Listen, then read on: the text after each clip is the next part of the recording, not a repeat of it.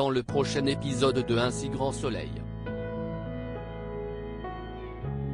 Tandis que Laetitia s'inquiète des risques qu'elle encourt, Ludo se retrouve dans une situation cocasse.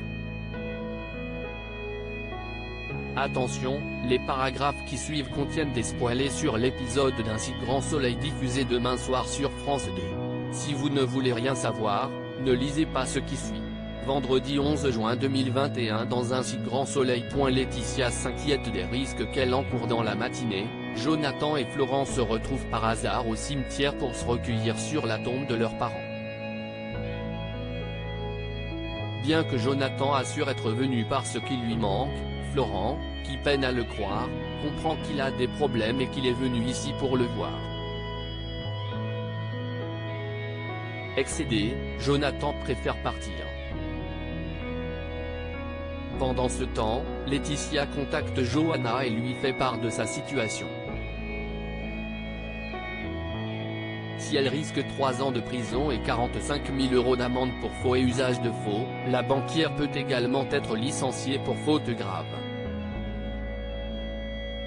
De leur côté, Victor et Jonathan font passer un entretien d'embauche et engagent un nouveau réparateur à temps plein.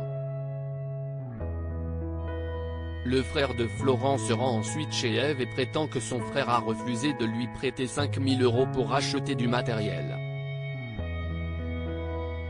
Comme elle saisit rapidement où il veut en venir, la professeure de français signale qu'elle ne lui prêtera pas d'argent non plus.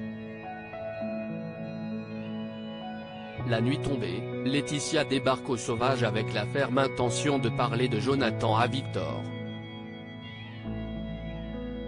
Ludo se retrouve dans une situation cocasse à la coloc. Davia et Bilal dévorent la nouvelle saga de l'été de Lucille intitulée Le journal intime d'un escort boy.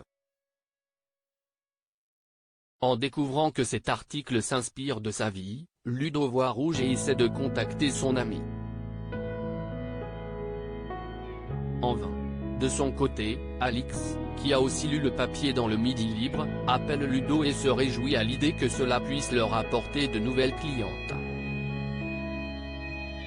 Plus tard, Ludo croise Lucille dans les rues de Montpellier et l'accuse de lui avoir planté un poignard dans le dos.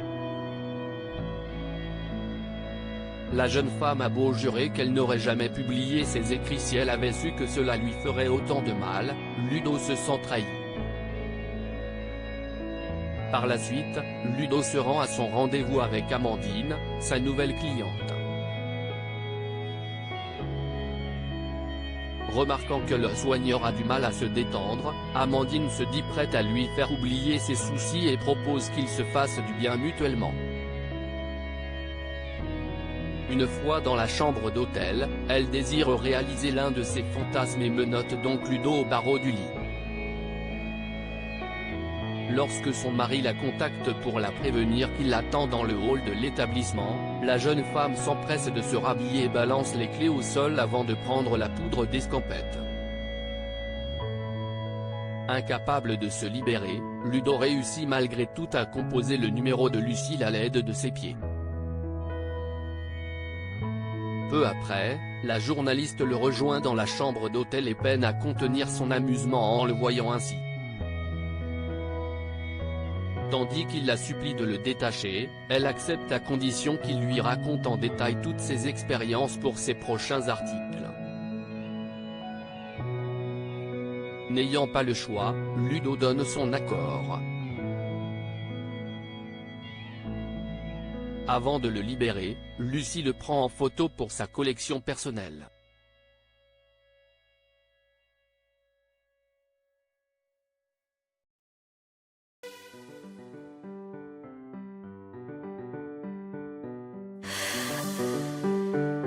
나